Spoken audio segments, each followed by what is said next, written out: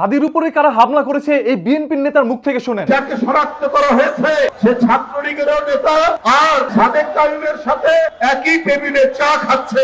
এখন এর বিচার কে করবে? যে হত্যাকারীকে শনাক্ত করা হয়েছে জামাত শিবিরের লোক। উনি কিন্তু ঠিকই বলেছে, যেই লোকটি হামলা করেছে উনি কিন্তু সাদিক কায়েমের সাথে বসে একসাথে চাও খাচ্ছে। এতে করে বোঝা যায় সাদিক কায়েম শিবির করে আর সেই শিবিরের কর্মীরা এই ধরনের কাজগুলো করছে, তারা এর সাথে জড়িত। সেম একই ভাবে আবার কিন্তু এই মির্জা আব্বাসের সাথে বসেও চা খাচ্ছে বিএনপির আরো অনেক নেতাদের সাথে। এখন আমি বুঝলাম না এই লোকটা সবার সাথে একই প্লেসে বসে কিভাবে চা খায়, তারা সবাই কি একত্রে ছিল? আমি বুঝলাম না। ডিজিটাল যুগ ভাই, এআই প্রযুক্তি এখন কতটা উন্নত সবাই জানে। কিন্তু ওই মুহূর্তে আমার নির্দেশনা পেত তাহলে তোমাদেরকে তুলে ধরা করতে আমাদের ছেলে দিয়ে।